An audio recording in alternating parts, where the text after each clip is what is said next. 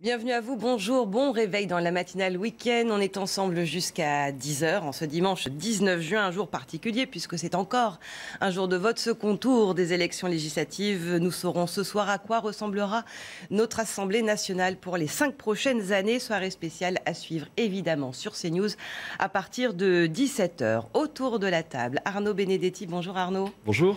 Rédacteur en chef de la revue politique et parlementaire, William T. Bonjour à vous. Bonjour. William, président du Cercle de réflexion Le Millénaire, et Harold Iman qui nous accompagne tous les week-ends. Bonjour Harold. Bonjour. Spécialiste des questions internationales. Mais d'abord, et c'est important après cette canicule de voir quelles sont les prévisions météo, c'est tout de suite avec Karine Durand. Ça y est, le pic de chaleur est passé hier avec de nombreux records. Mais attention, place aux orages sur une partie du pays. Et pas seulement, puisqu'on a encore de la chaleur assez extrême sur certains départements. On a 50 départements en vigilance orange pour la canicule et parfois également pour les orages. Alors ce matin, c'est déjà bien dégradé, peut-être même plus vite que prévu, avec le retour des orages, de la pluie, parfois de fortes averses sur toutes les côtes de la Manche, du vent fort également sur les côtes de la Manche. Et tout cela va avoir tendance à se décaler un petit peu vers le bassin parisien. Partout ailleurs, il fait encore très beau, surtout à l'est. Un ciel bleu azur et toujours du vent d'autant sur le midi toulousain. Au cours de l'après-midi, attention, c'est là que les plus violents orages vont commencer à se mettre en place. D'abord par le sud-ouest, on peut avoir de fortes rafales de vent, de la grêle. Tout ça va remonter vers le bassin parisien dans l'après-midi et ensuite continuer à remonter vers le nord-est. Ça peut être très violent en fin d'après-midi et au cours de la soirée. Les températures ce matin ont subi une baisse, on le sent bien, 19 sur la capitale, à peine 11 degrés du côté de la Pointe bretonne, mais encore de la chaleur sur Lyon, 24 degrés ce matin. Au cours de l'après-midi, on a une grosse différence entre l'ouest avec 12 à 15 degrés en moins par rapport à hier et l'est toujours sous ces fortes chaleurs avec localement jusqu'à 38 degrés du côté de l'Alsace pour Strasbourg. Près de 48 millions d'électeurs aux urnes aujourd'hui pour le second tour des législatives, enfin appelés aux urnes en tout cas, parce que l'abstention risque une nouvelle fois d'être forte. Comment inciter les Français à renouer avec la politique? Faut-il réinstaurer ce scrutin à la proportionnelle? Les détails avec vous, Elisa Lukavski. Un homme est mort à Villers-sur-Mer dans le Calvados hier après un violent coup de vent totalement inattendu et qui a également fait 5 blessés. Nous ferons le point avec vous, Karine Durand, sur les orages à venir après ce pic de chaleur qui était attendu mais qui a été spectaculaire avec des pointes à 43 degrés dans le sud-ouest. Et puis nous vous emmènerons dans un camp militaire dans l'Ain où des gendarmes sont formés depuis plusieurs jours à des techniques de combat de l'armée de terre. Aux côtés de soldats habitués au conflit, ces gendarmes apprennent donc comment mieux protéger le public et se protéger également. C'est encore un jour de vote aujourd'hui, second tour des législatives. Nous connaîtrons donc ce soir les visages de nos représentants à l'Assemblée nationale pour les 5 prochaines années. 577 députés, quasiment 48 millions d'électeurs. Mais comme dimanche dernier, beaucoup pourraient ne pas faire le déplacement. Écoutez ces Français que nous avons interrogés. C'est comme dans chaque pays. Il y a des gens, ils votent parce qu'ils se disent ouais, peut-être lui va changer quelque chose. Mais le résultat, malheureusement, est toujours le même. Il faut être réaliste dans n'importe quel pays. Avoir des propositions de loi qui sont cohérentes avec ce que je pense, pour pouvoir avoir des idées qui sont défendues à l'Assemblée, pour avoir un contre-pouvoir, tout simplement. J'ai du mal à me situer aujourd'hui avec les partis politiques d'aujourd'hui, donc je préfère juste m'abstenir et laisser le courant passer. C'est législative, c'est des élections importantes, aussi importantes voire plus que la présidentielle, et donc ça me semble important de participer à ça. Laisser le courant passer, comme dit l'un, ou au contraire dire que c'est important. C'est un petit peu la situation très ambivalente des Français, d'où cette question, comment redonner un peu de lustre à nos institutions, donc à nos scrutins? Quelle solution pour améliorer la représentativité? Numéro 1, la proportionnelle réclamée par tous les partis politiques. Elisa Lukavski, c'est quoi exactement cette proportionnelle dont on nous parle régulièrement? Eh bien, le principe de la proportionnelle, il est simple. Le nombre de sièges est attribué en fonction du nombre de voix obtenues. En France, ce type de scrutin, il est déjà utilisé pour les élections régionales ou encore les élections européennes. Le principal atout de ce scrutin, eh bien, c'est qu'il permet une représentation fidèle du corps électoral, là où le scrutin majoritaire attribue les sièges au parti qui a obtenu la majorité des voix. Mais la proportionnelle, elle peut aussi conduire à une instabilité politique liée au multipartisme. C'est d'ailleurs pour cette raison qu'elle a été abandonnée pour les législatives par le général de Gaulle en 1958. Il remet alors en place le scrutin majoritaire. En 1985, François Mitterrand rétablit la proportionnelle pour les législatives. Mais voilà, 2 ans plus tard, en période de cohabitation, Jacques Chirac est alors Premier ministre. Il met fin à nouveau. Depuis, chaque nouveau président évoque la proportionnelle, même si aucun n'a encore franchi le pas de sa mise en place. En Europe, seules la France et le Royaume-Uni n'ont pas de scrutin proportionnel pour leurs élections législatives. Merci beaucoup Elisa pour ces précisions. Alors je rappelle que nous sommes en période de réserve électorale. L'exercice est toujours un petit peu délicat quand il s'agit de parler politique sans parler de la situation actuelle des différents partis. Mais on aimerait comprendre généralement, Arnaud Benedetti, pourquoi il y a eu tant d'allers-retours avec cette idée de proportionnel. Il n'y en a pas eu tant que ça sous la Ve République. Finalement, sous la Ve République, mis à part l'exception de 1986, où les Français ont élu leurs députés à la proportionnelle, parce que François Mitterrand, c'était l'une des 110 propositions de François Mitterrand, et François Mitterrand souhaitait une représentation certainement plus, représentative des rapports de force politiques. Et puis, il y avait à cette époque une extrême droite qui naissait, et il voyait aussi un moyen, vraisemblablement, d'embêter la droite dite républicaine. Il n'y a eu finalement que cet épisode. Sinon, depuis 1958 et depuis le général de Gaulle, nous votons au scrutin majoritaire uninominal à 2 tours. Si vous voulez, en fin de compte, qu'est-ce qui s'est passé? Il s'est passé que la 4e République a été un régime de très grande instabilité. C'était ce qu'on appelait le régime d'assemblée ou le régime des partis, avec finalement parfois des gouvernements qui pouvaient durer 10 jours. Un président du Conseil était nommé, il rentrait à Matignon, 8 jours plus tard, il était renversé par une majorité à l'Assemblée nationale et par des alliances de partis qui pouvaient rapidement évoluer. Donc le général de Gaulle a voulu donner une stabilité aux institutions. Et la stabilité aux institutions, elle passait entre autres par le mode de scrutin. La vérité, c'est qu'aujourd'hui, on voit bien que ce mode de scrutin, et ça se voit et ça se confirme scrutin après scrutin, il ne représente pas, disons, de manière très équitable les rapports de force politiques qui sont ceux de la société française, avec en effet des formations politiques qui n'ont pas le poids à l'Assemblée qu'elles ont dans l'opinion publique. Alors quand je parlais d'aller-retour, vous avez raison de préciser qu'il n'y a pas eu tant que ça, mais la question, elle revient en permanence, William Tay. Parce que finalement, ce serait la seule solution ? Je ne pense pas que ce soit la seule solution. En fait, le scrutin majoritaire favorise certains partis au détriment de d'autres. Tout simplement parce qu'en fait, c'est une question de qualité de rapport de force. Quand vous faites un scrutin majoritaire, ceux qui sont favorisés, c'est ceux qui sont capables de gagner le plus d'élections au second tour. Ceux qui sont favorisés par la proportionnelle, c'est les partis qui sont dits forts au premier tour en fait, de chaque élection. Donc c'est là, en fait, c'est que les partis doivent se battre en fonction de leur rapport de force. Ensuite, après, est-ce qu'on va mettre en place la proportionnelle?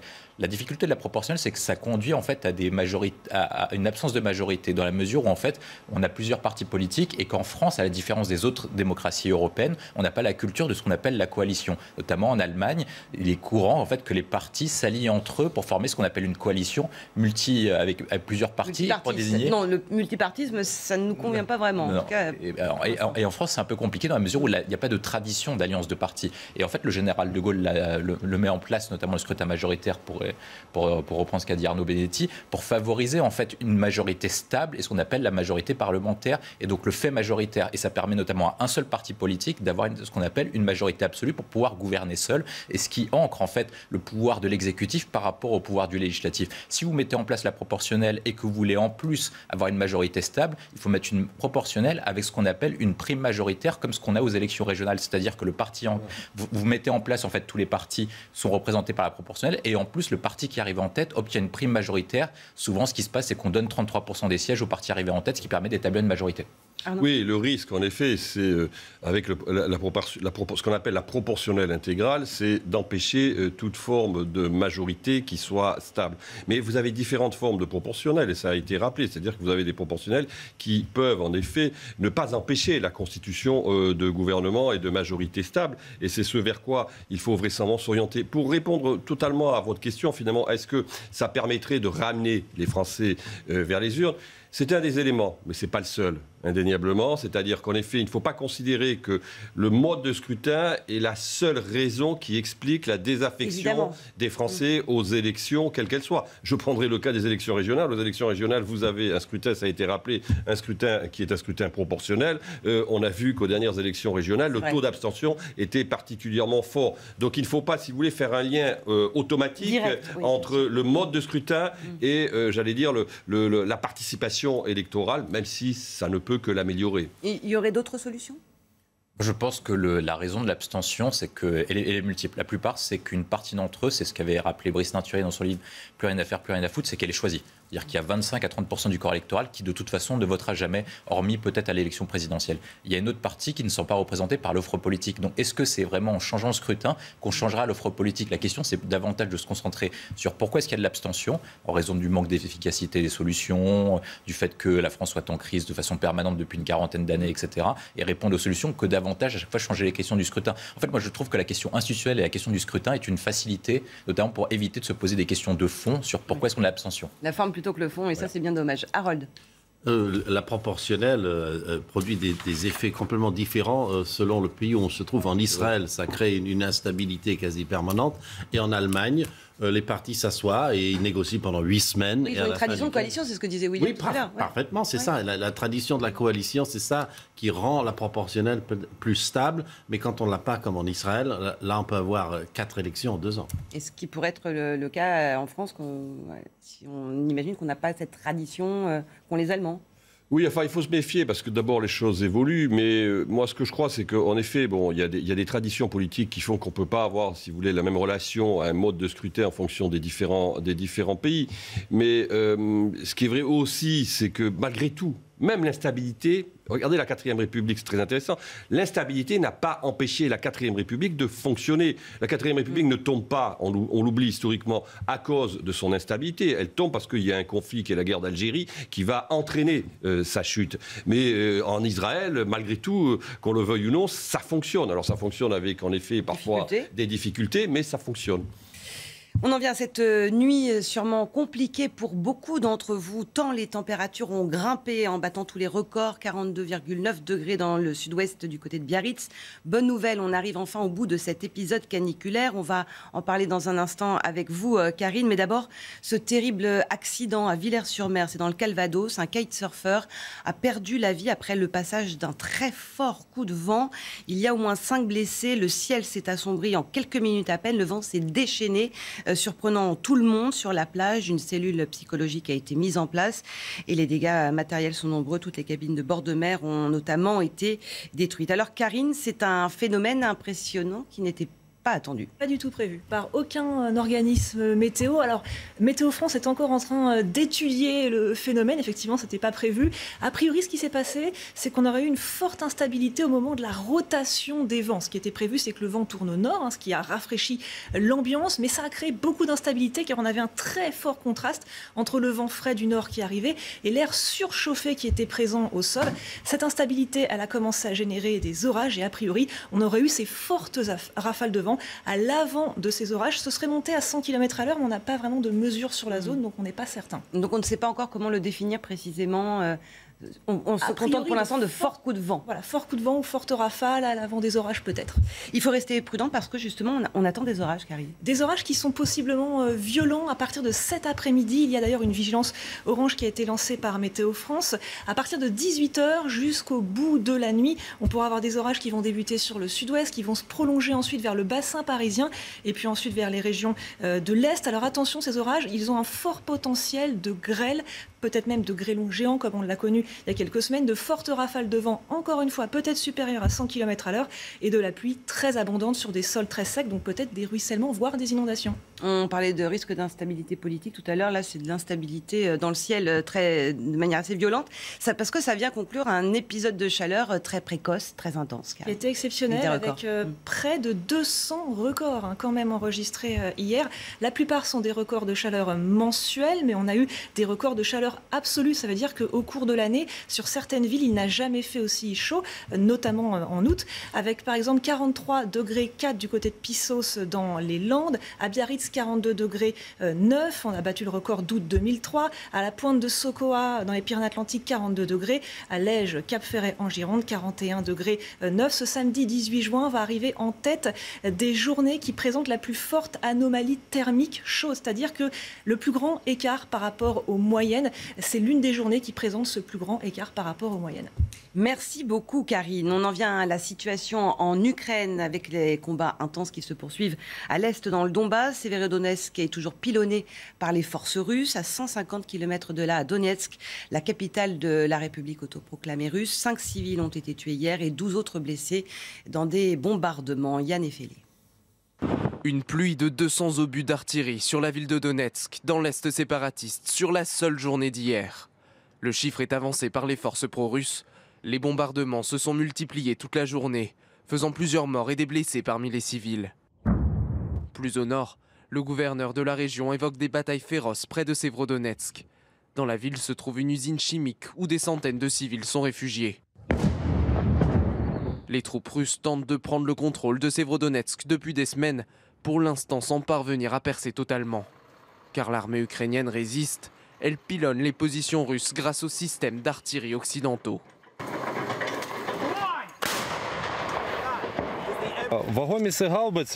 Ces obusiers sont très bien. C'est une nouvelle livraison d'armes de l'OTAN. Elle remonte le moral de nos soldats. On voit qu'on peut travailler plus et mieux. Ça démoralise également l'ennemi parce qu'il voit à quelle fréquence et avec quelle précision les obus tombent et quelles en sont les conséquences.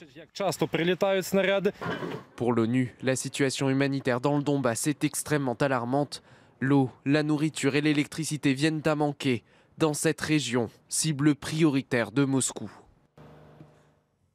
Harold Iman, situation humanitaire très préoccupante. Ça nous fait tristement penser à la situation qu'on avait suivie à Mariupol. Est-ce qu'on en est à ce stade-là? Pas tout à fait dans le Donbass. Pas tout à fait dans le Donbass. Parce qu'il faut comprendre qu'il y a quand même deux belligérants. Donc, Donetsk est frappé par l'artillerie ukrainienne. Et Severodonetsk est frappé par l'artillerie russe ou pro-russe. Donc, le gouverneur de la province de Lugansk, en fait, c'est le gouverneur ukrainien qui n'a plus de territoire. Il n'a que le 5e du territoire qu'il avait à l'avance. C'est presque entièrement cette région-là de Lugansk sous le contrôle russe.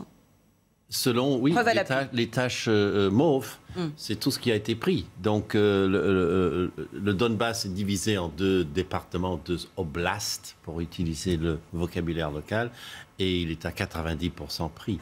Donc, c'est le gouverneur qui ne contrôle plus tellement son territoire. Mais de l'autre côté, chez les Russes, il y a un président. Donc voilà, les deux se tirent dessus et c'est un peu la nouveauté. On n'a pas beaucoup l'habitude de voir les tirs ukrainiens sur les villes de Donetsk et de Lugansk. Mais voilà, c'est une guerre, tout le monde s'envoie des obus d'un côté comme de l'autre et c'est assez peuplé en général. Donc on tire dans des villes, mais jusqu'à présent, c'est beaucoup plus l'artillerie russe qui fait cela. Est-ce que cette guerre va durer? C'est toute la question. C'est en tout cas ce que croit le chef de l'OTAN, Jens Stoltenberg. On en parle dans un instant, juste après les principaux titres de l'actualité. Il est 7h15, Elisa Lukavski.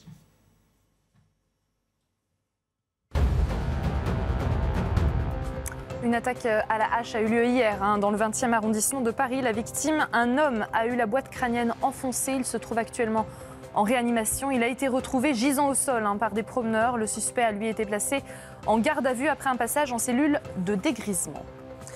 Volodymyr Zelensky sur le front sud en Ukraine, le président ukrainien qui s'est hier rendu auprès des forces qui contiennent l'offensive russe dans le sud du pays, dans les régions de Mykolaïv et Odessa, où il a rendu visite à des soldats dans un hôpital militaire. Au début du conflit, il était resté des semaines barricadé dans la capitale, Kiev. La Formule 1 et le Grand Prix du Canada, et c'est Max Verstappen qui partira en pole position ce dimanche. Le pilote Red Bull qui a dominé les qualifications sous la pluie hier devant Fernando Alonso sur Alpine. La Ferrari de Carlos Sainz a pris la 3e place devant Lewis Hamilton 4e. Après une pénalité, Charles Leclerc partira lui en fond de grille. Harold, on parlait tout à l'heure de la situation dans le Donbass. Est-ce qu'on est proche d'une capitulation? Et comment expliquer cette déclaration de Stoltenberg qui dit depuis un moment déjà que cette guerre pourrait durer longtemps? Dans le Donbass, il n'y aura pas de capitulation comme telle. puisqu'il suffira pour les forces ukrainiennes de se retirer vers l'arrière. Pour eux, le Donbass n'est pas différent du reste de l'Ukraine.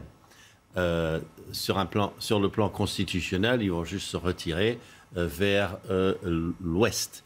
Ce n'est pas pour les Ukrainiens quelque chose de différent. Donc, ils ne vont pas capituler. Bien sûr que dans la ville de Severodonetsk, là, peut-être que la garnison qui reste pourrait se rendre. C'est vrai. Mais on va jouer avec les mots, puisque pour l'armée russe, ce sont des rebelles, des gens sans foi ni loi, ne sont pas de vrais soldats. Tout ça, c'est à négocier et eux-mêmes ne sont pas là pour faire la guerre. Sinon, la guerre durera manifestement assez longtemps, puisque les armes nouvelles arrivent suffisamment rapidement pour que l'armée ukrainienne ne se fasse pas déborder en direction d'Odessa, là où était le président Zelensky, ni Kharkiv au nord, qui est quand même la deuxième ville du pays. Ils arrivent à tenir tout cela, et de plus en plus avec les armes qu'on leur donne. Donc ils sont plus en posture de défense que d'offensive, mais l'offensive pourrait venir. Cette guerre nous a montré tant et tant de surprises. Arnaud, c'est ça qui se profile, une guerre de longue durée? Oui, ça s'installe. C'est vrai que, souvenez-vous, il y a à peu près 3 semaines, un mois, le chef du renseignement ukrainien considérait que les Ukrainiens pouvaient remporter la guerre d'ici 2 ou voire 3 mois. Cette hypothèse aujourd'hui apparaît comme étant la plus improbable qui soit. La réalité, c'est que sur le terrain, même si c'est lent, les Russes, quand même, malgré tout, avancent aujourd'hui dans le Donbass, très doucement, mais ils avancent. Et ensuite, ils installent l'idée qu'eux-mêmes, que cette guerre sera longue. Clairement, il suffit d'entendre les déclarations de Poutine. Le problème est de savoir, si vous voulez, quand on s'installe dans la durée, qui est le plus résilient. Mais au-delà des Ukrainiens, les Ukrainiens Vladimir Poutine a dit que les Russes étaient résilients précisément. Oui, mais les Ukrainiens le sont aussi, parce qu'ils ont une histoire commune qui fait que de toute façon, ils sont cousins et ils ont, disons, un fond mémoriel qui est le même. Non, moi ce que je pense, c'est surtout ceux qui soutiennent aujourd'hui les Ukrainiens, c'est-à-dire les Occidentaux. Jusqu'à quel point les dirigeants occidentaux vont finalement être en mesure de supporter notamment les conséquences des politiques de sanctions sur le plan économique. Là, il y a un vrai sujet. Et surtout, jusqu'à quel point leurs opinions publiques vont être en mesure de supporter cela. Les opinions publiques soutiennent les dirigeants, mais les opinions publiques ne veulent pas mourir quand même pour Kiev, il faut être clair. Et elles ne veulent pas forcément aussi être touchées au portefeuille. Donc ça, c'est une réalité avec laquelle, en tout cas, les dirigeants occidentaux doivent compter. Oui. Retour en France. Quelle réponse pour les forces de l'ordre face à la montée de la violence? Depuis plusieurs jours, des gendarmes sont en formation dans l'Ain auprès de bataillons de l'armée de terre. Ils s'entraînent à des exercices pratiques, des mises en situation extrême pour protéger les populations. Michael Dos Santos. Allez les gars, s'équipe. S'inspirer de l'armée de terre pour mieux protéger la population. Depuis 3 jours, au camp militaire de la Valbonne, une vingtaine de gendarmes du PSIG, le peloton de surveillance et d'intervention, testent des techniques militaires. Ok. Un entraînement devenu vital pour appréhender le terrain. Il ne se passe pas une nuit sans qu'on ait des gendarmes au contact d'individus armés qui sont là pour soit violenter leurs conjoints, ce qui arrive malheureusement de plus en plus souvent, qui sont prêts à tirer ou qui tirent sur les gendarmes. Ça paraît logique de s'inspirer de ceux qui, je considère, ont une avance dans ce domaine-là. Déplacement tactique, secours aux blessés ou encore maîtrise des agresseurs. Les exercices s'inspirent des opérations menées par le 68e régiment d'artillerie d'Afrique au Mali, en Irak ou encore en Syrie. Un partage de connaissances bénéfique pour ces gendarmes. Ça nous réapprend les actes réflexes du combattant que l'on voit en école, d'améliorer notre cohésion au sein du groupe et surtout d'avoir le côté offensif de l'armée de terre. Depuis 2018, armée de terre et gendarmerie collaborent étroitement suite au décès de 3 gendarmes dans le Puy-de-Dôme, abattus par un forcené. À terme, 300 membres du PSIG vont être formés au niveau national. Les mots sont forts dans ce reportage. On en est arrivé à ce stade où il faut retrouver des réflexes de combattants parce qu'en face, parfois, on se retrouve face à des combattants, même dans des cas, c'était ce dont on parlait à l'instant, de violence conjugale. Oui, parce que la société a évolué. À un moment, on a eu des débats qui ont été portés, notamment est-ce qu'il faut envoyer l'armée dans certains quartiers, notamment dans les banlieues ou les territoires perdus de la République. C'était une question posée à Marseille. Voilà, tout à fait. Et les différents politiques avaient dit qu'on ne devait pas envoyer l'armée parce qu'on n'envoyait pas l'armée régler les situations internes. Mais désormais, quand on regarde, il y a une évolution de situation. D'une part, l'évolution de la menace terroriste. On voit désormais que les terroristes sont très bien armés, notamment ce qu'on se souvient des événements tragiques du 13 novembre 2015. C'est le premier élément. Deuxième point, c'est qu'il y a de plus en plus d'armes de guerre, donc de Kalachnikov, etc., dans différents quartiers. Et donc, du coup, il faut que la police et la gendarmerie puissent y répondre de façon efficace. Donc, ça suppose à la fois une évolution de matériel, mais également une évolution de méthode, parce que vous ne combattez pas de la même façon quelqu'un qui vient avec une arme blanche, quelqu'un qui vient avec des armes à feu, notamment des armes lourdes. C'est le deuxième point. Troisième point, c'est parce que les mentalités ont changé, notamment lorsque la police et la gendarmerie interviennent dans certains quartiers, ils se font accueillir pour rester polis dans certains quartiers. Donc du coup, ils doivent avoir des nouvelles tactiques et des nouvelles méthodes qui sont dignes des guérillas que les Américains ont connues notamment en Afghanistan et en Irak. C'est-à-dire qu'ils arrivent dans des guérillas urbaines. Et donc du coup, il faut être capable de se défendre à la fois d'un point de vue matériel, encore une fois, mais surtout d'un point de vue tactique, parce que vous ne défendez pas de la même façon que si vous combattez la délinquance du quotidien. Ou ce qu'on connaît par exemple dans certains pays d'Amérique latine, Arnaud Benedetti. Oui, clairement, tout ça c'est révélateur d'une évolution de la société et de la montée du degré de violence dans nos sociétés et de la montée du degré de la violence organisée aussi. C'est ça qui est important, oui. C'est-à-dire que ce n'est pas seulement de la violence sporadique, individuelle. Certes, vous avez la violence intrafamiliale qui a été évoquée, mais vous avez aussi des groupes qui sont parfaitement organisés, qui utilisent des techniques qui sont des techniques de guérilla urbaine, comme ça a été dit, qui mettent en danger évidemment les policiers, mais aussi les populations qui vivent dans les quartiers dits difficiles. Donc en effet, je pense que c'est une mutation qui est révélatrice et qui montre que, d'une certaine manière, si vous voulez, l'objectif de paix civile, qui est l'objectif essentiel de nos sociétés, n'est pas aujourd'hui un objectif qui est manifestement atteint, puisque qu'est-ce qui se passe finalement ? On voit que la gendarmerie est obligée de s'acculturer à des méthodes qui sont des méthodes de guerre. On revient dans un instant avec le second tour des législatives. Aujourd'hui, on connaîtra à 20h les 577 députés de l'Assemblée nationale, même si beaucoup de Français pourraient une nouvelle fois être tentés par l'abstention. À tout de suite. 7h30 dans la matinale week-end, toujours avec Arnaud Benedetti, William Tay et Harold Iman. Et aujourd'hui, bien sûr, c'est le second tour des élections législatives. Nous connaîtrons ce soir le visage de la nouvelle Assemblée nationale. Comme au premier tour, l'abstention pourrait être forte. Plus d'un Français sur deux ne s'était pas déplacé dimanche dernier. On va retrouver dans un instant Vincent Fernandez dans un bureau de vote qui va ouvrir donc dans une demi-heure à Paris. À tout de suite, Vincent.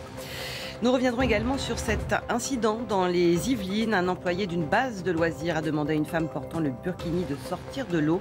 La polémique a enflé sur les réseaux sociaux.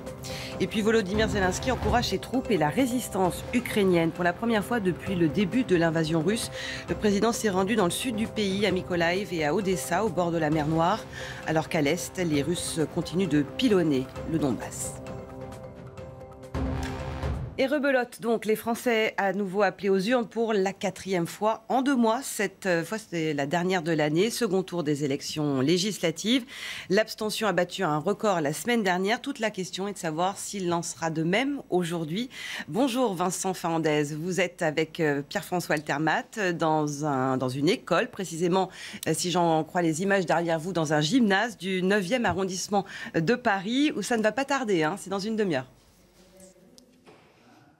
Oui, ça y est, quasiment tout est mis en place ici. Dans une demi-heure, on accueille les premiers votants, les premiers électeurs.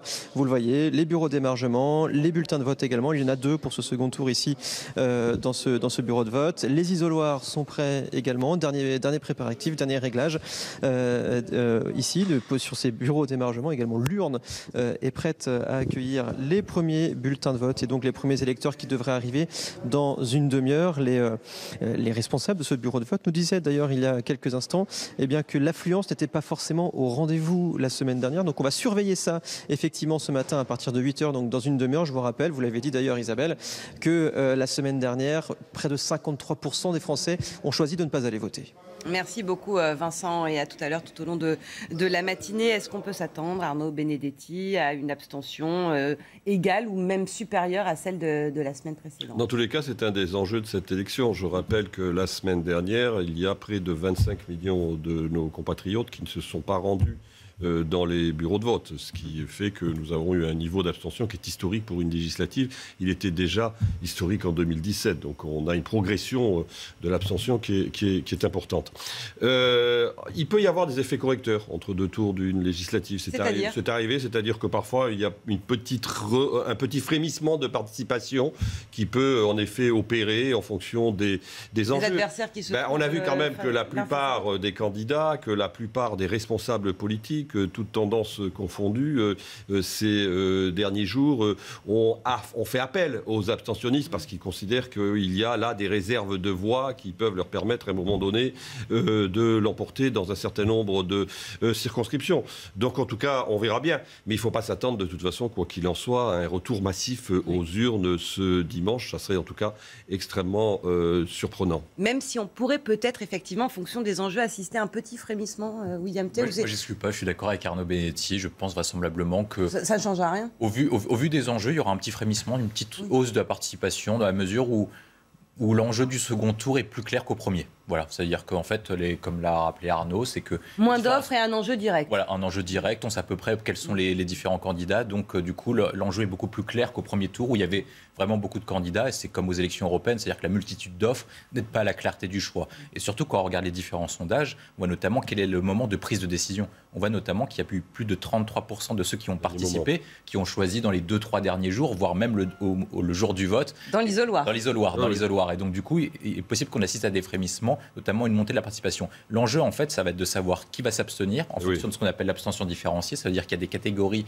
c'est différencié. Ça veut dire que, en fait, plus vous êtes âgé, plus vous avez de chances de voter, et plus vous avez un haut niveau de revenu, plus vous allez voter. Et la question, c'est de savoir si, justement, le bas de l'échelle, donc les plus jeunes et ceux qui ont moins de revenus, vont participer, ce qui pourrait bouleverser le scrutin. Qu'est-ce que ça change d'une assemblée, entre guillemets, mal élue? C'est une assemblée fragile? C'est une assemblée fragile. C'est-à-dire qu'on voit bien que c'est une assemblée qui... crée malgré tout des frustrations dans le pays. L'Assemblée de 2017 était mal élue, de fait. On a eu quand même la crise des Gilets jaunes. Alors je ne dis pas qu'il y a un lien entre le fait que l'Assemblée a été mal élue et la crise des Gilets jaunes. Ce n'était pas le facteur qui a été le facteur déclencheur. Mais ça montre qu'il y a quand même malgré tout une béance entre l'opinion publique et ses représentants. Mais c'est vrai, la crise de la représentation, c'est un phénomène qui s'étale sur plusieurs décennies, qui n'a pas commencé, il faut le rappeler, avec ce quinquennat. Récemment, oui. Voilà. William? Moi, je pense que c'est une question de rapport de force entre l'exécutif et le législatif. En fait, ce qui s'est passé lors de la Ve République, c'est qu'on a donné une primauté au président de la République avec la réforme du 4 octobre 58, en donnant une primauté présidentielle et pour combattre pour établir ce qu'on appelle le parlementarisme rationalisé et donc mettre au pas l'Assemblée nationale. Si par cas, vous aviez des députés qui avait un pourcentage de participation plus élevé que le président de la République. Est-ce que ça inverserait pas le rapport de force entre l'Assemblée et le président de la République? Est-ce que ça peut pas être une réponse par le bas plutôt que par le haut à la crise de légitimité, à la crise des députés qu'on est en train d'assister, qu'on vous dénonçait tout à l'heure dans le sujet sur la proportionnelle? Oui, c'est toute la question de savoir s'il y aura une majorité absolue ou une majorité relative, ou s'il n'y aura pas de majorité. Il est clair que plus la majorité est incertaine, plus le Parlement a un rôle qui est un rôle essentiel dans le fonctionnement des institutions. En d'autres termes, la question qu'on peut se poser ce soir, est-ce qu'on va assister à une reparlementarisation du régime ou non? Les électeurs vont nous donner la réponse à 20h. Suspense tout au long de la journée. Effectivement, verdict à 20h et vous suivrez ça bien évidemment lors d'une soirée spéciale sur CNews. Ça commencera à partir de 17h avec Romain Desarbres, puis Laurence Ferrari à 19h, Julien Pasquet à 22h et Elliot Deval à partir de minuit. Nous revenons maintenant sur cet incident qui s'est produit sur une base de loisirs dans les Yvelines qui fait polémique depuis une semaine. Un employé de ce site a demandé à une femme en burkini de sortir de l'eau pour non-respect du règlement, provoquant une vive polémique, non pas sur le lieu même, mais sur les réseaux sociaux. Nous nous sommes rendus sur place à Moisson. Quentin Gribel avec Antoine Durand. C'est dans cette base nautique que la polémique a débuté. Alors qu'une jeune femme s'apprête à se baigner en burkini, un maître nageur lui demande de le retirer. Elle s'exécute alors, mais depuis, le centre est visé par des accusations d'islamophobie et les avis négatifs se multiplient sur sa page internet. Baignade interdite pour les femmes trop couvertes, est-ce normal? Maître nageur islamophobe. Personnel répugnant, lieu à éviter. Ou bien allez-y mais munissez-vous d'un beau burkini. Au moins papy maître nageur sera super content.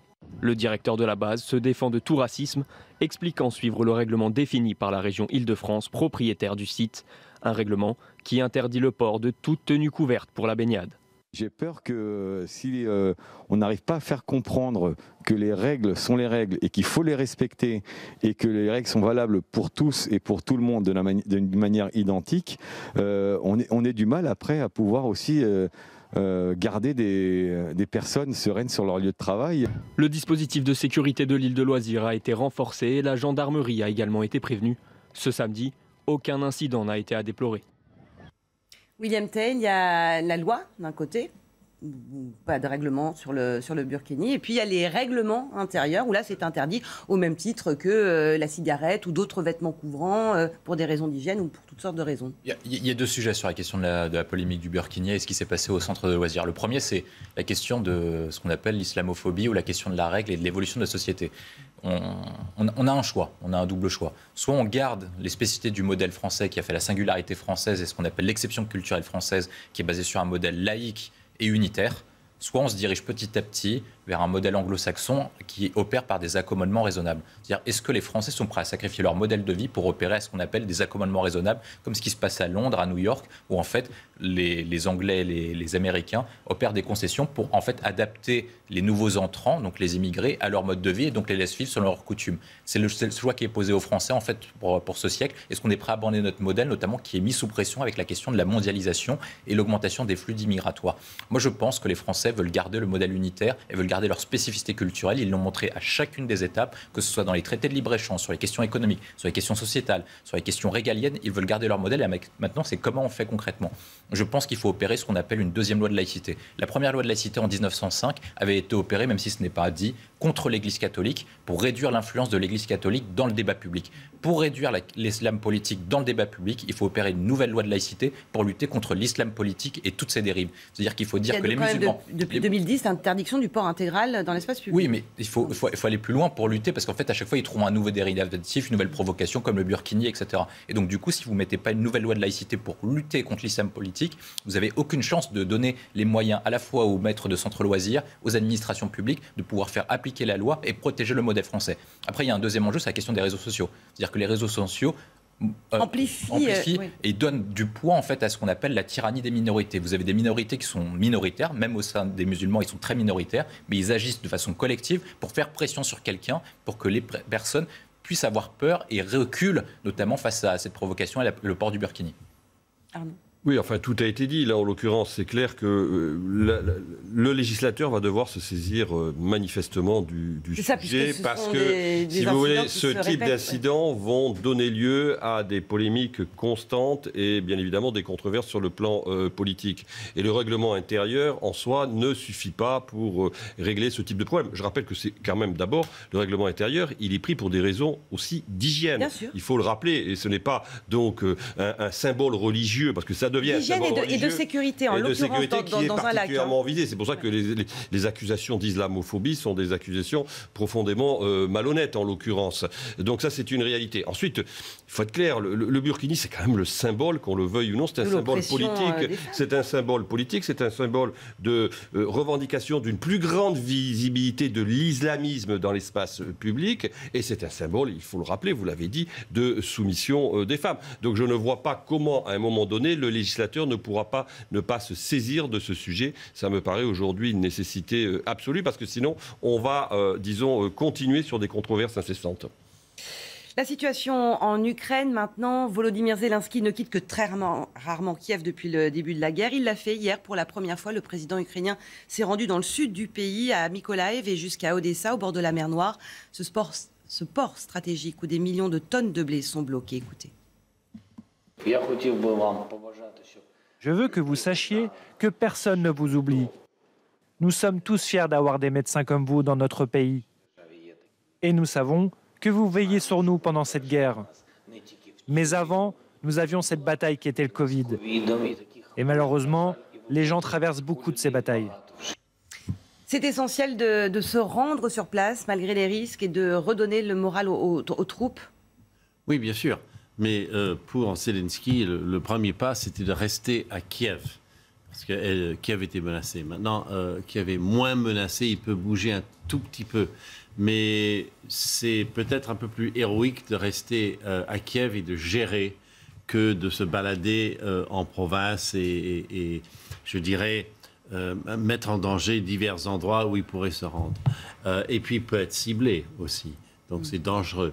Donc Mykolaïv, c'est... Et c'est ça, se présenter en chef de guerre, c'est aussi assumer la part de danger. Bien sûr, il a assumé. Mais le danger sur Kiev est bien moindre maintenant. Cependant, là où il s'est rendu, Mykolaïv, c'est je dirais, la ville qu'il ne faut pas perdre au jour d'aujourd'hui et qui n'est pas nécessairement perdue.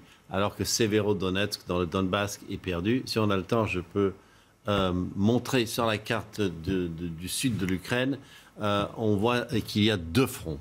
Il y a 2 fronts. Il y a le front du Donbass qui est complètement à l'est et tout ce qui est dans ce cercle vert. Et là, c'est en train d'être perdu. Si Kramatorsk tombe, c'est fini du Donbass sous souveraineté ukrainienne, en tout cas dans cette phase-ci de la guerre. Mais tout à fait à gauche, en bas, Mykolaïv, où il est allé, ça, c'est l'avant-poste d'Odessa. Donc il est allé à Mykolaïv, qui tient encore, et Odessa, qui évidemment, il ne faut pas perdre à aucun prix. Et voilà un peu pourquoi ça a un sens d'aller à Mykolaïv et pas ailleurs. Sur ce déplacement, on parlait de la communication de Volodymyr Zelensky. C'est surtout montrer qu'il est libre de ses mouvements. C'est ça qui est important pour lui, c'est qu'il peut se déplacer en Ukraine et qu'il n'est pas confiné à Kiev. C'est aussi le moyen de dire aux Russes, de toute façon, le président est partout chez lui en Ukraine. Et le président étant partout chez lui en Ukraine, le peuple ukrainien est partout chez lui en Ukraine. C'est ce message qu'envoie en effet Zelensky. Et en effet, il est dans une ville où on voit bien qu'on est sur la ligne de front en l'occurrence et que le basculement, en l'occurrence, ferait que peut-être Odessa tomberait ensuite. William Tay. Ce qu'on a vu, c'est que la communication et l'inspiration de Zelensky avaient de l'importance sur le moral des troupes ukrainiennes. On se rappelle qu'au début du conflit, on pouvait penser légitimement, en tout cas les renseignements américains disaient que Kiev pouvait tomber en 4 ou 7 jours. Et finalement, la résistance de Zelensky avait montré et donné de la force aux forces ukrainiennes, et notamment la résistance ukrainienne avait été saluée. Je peux prendre un élément de comparaison. Si on prend la situation des talibans, notamment en Afghanistan, on a vu que la fuite du président afghan avait conduit à la chute du régime de façon très rapide. Oui. Le fait qu'il se déplace dans le sud montre qu'il y a 2 fronts importants. Garder la capitale pour faire tenir le régime ukrainien et ne pas perdre Odessa. Vraisemblablement, si les Russes vont jusqu'à Odessa et empêchent les Ukrainiens d'un accès à la mer du Nord, la mer Noire, pardon, est-ce que l'Ukraine n'est pas en situation délicate sur le plan économique pour pouvoir se redresser et pour pouvoir continuer le combat sans appui extérieur, notamment sans aide occidentale. Et donc du coup, l'Ukraine serait très dépendante des Européens. Je vois un deuxième enjeu sur la question de la guerre, c'est est-ce que les Européens accepteront de continuer l'effort de guerre, notamment par une double pression de l'opinion publique. Une pression de l'opinion publique qui est pour soutenir Zelensky et la démocratie, mais de l'autre qui est faut arrêter les sanctions parce que l'inflation et le pouvoir d'achat commencent à peser sur le pouvoir d'achat des ménages. Et donc du coup, ils sont partagés. On est une sorte de croisée des chemins au niveau de la guerre, en tout cas du soutien des opinions publiques. Dans un instant, nous reviendrons sur la canicule qui commence progressivement à reculer. Mais d'abord, les principaux titres de l'actualité. 8h moins le quart, Elisa Lukavski. Un dramatique accident hier soir. Un coup de vent puissant et inattendu sur la côte fleurie entre Ouistreham et Deauville a provoqué la mort d'un kitesurfer. Il a été projeté contre la vitrine d'un restaurant à Villers-sur-Mer dans le Calvados. Les injections de vaccins anti-Covid pour les tout-petits vont pouvoir commencer aux États-Unis. Hier, les autorités américaines ont recommandé les vaccins de Pfizer et Moderna pour les enfants dès 6 mois d'âge. Les États-Unis qui devraient ainsi devenir le premier pays à rendre ces injections à ARN messager possibles pour les bébés. Et puis des plongeons de haut vol à Paris. Le circuit mondial Red Bull Cliff Diving faisait pour la première fois étape dans la capitale française ce week-end avec sa plateforme de 27 mètres placée juste au pied de la Tour Eiffel. C'est le Roumain Cătălin Preda qui s'impose devant le Français Gary Hunt, nonuple champion du monde et qui signe là son 2e podium de la saison. Merci Elisa. La fièvre commence enfin progressivement à retomber. Levé ce matin de l'alerte rouge à la canicule, même si beaucoup de départements restent en vigilance orange. Beaucoup ont hâte de retrouver en tout cas des températures plus reposantes, plus modérées. Retour sur cet épisode intense et précoce avec Vincent Fernandez. Dans les rues de la capitale, il n'était pas rare hier de croiser des habitants climatiseurs à la main. Avec la canicule, en fait, j'ai préféré partir sur quelque chose qui pourrait refroidir en fait la maison. Parce qu'en fait là il fait très chaud. Le ventilateur il est cassé, on a décidé d'acheter ça. Comme tout le monde, il faut boire beaucoup d'eau, rester à la maison et puis c'est tout. À Paris, le mercure n'a pas dépassé les 37 degrés. Mais dans le sud-ouest, des records de température, tous mois confondus, ont été battus. Près de 43 degrés à Biarritz, 42 au Cap-Ferret, 41 à Biscarrosse. Face aux chaleurs intenses, on trouve la fraîcheur où on peut. Brumisateur, fontaine à eau, les pieds dans l'eau de la fontaine du Trocadéro ou tout simplement une petite baignade face à la Tour Eiffel. Je préfère qu'il fasse trop chaud que trop froid à la fin de la journée. Je préfère le soleil à la pluie et à la neige. Aujourd'hui, les températures devraient régresser dans le sud-ouest. C'est le nord-est qui devrait être touché par de fortes chaleurs.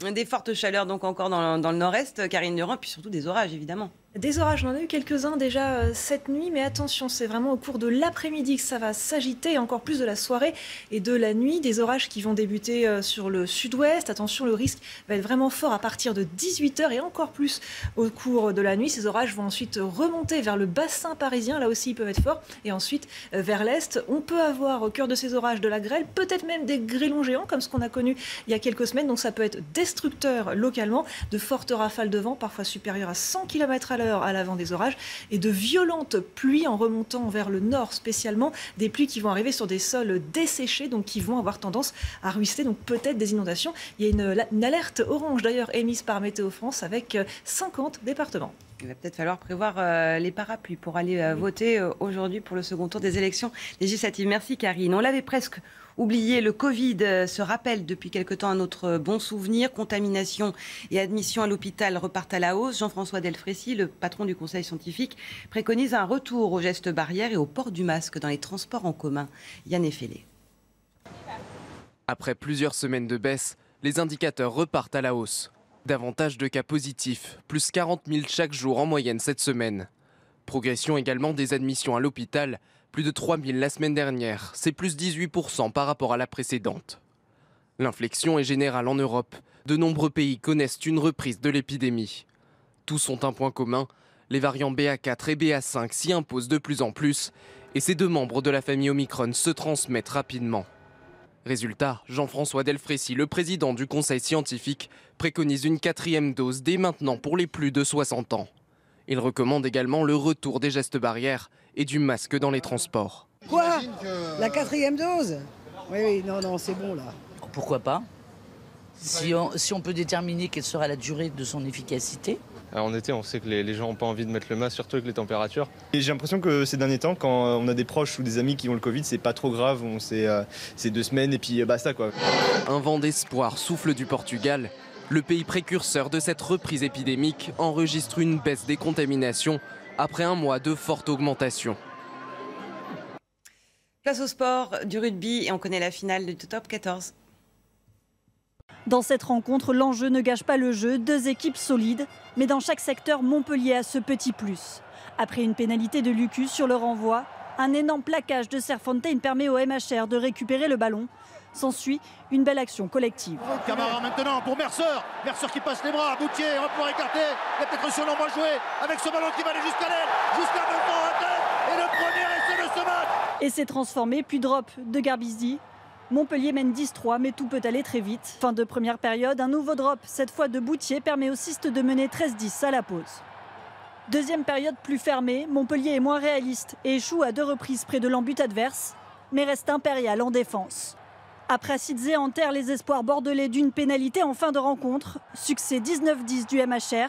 Comme l'année passée, Bordeaux s'arrête en demi. Comme en 2018, Montpellier tentera de remporter son premier Brennus face à... Merci Arnaud Benedetti, William Tay d'être venu sur le plateau de la matinale week-end. On se retrouve tout à l'heure avec Harold Iman.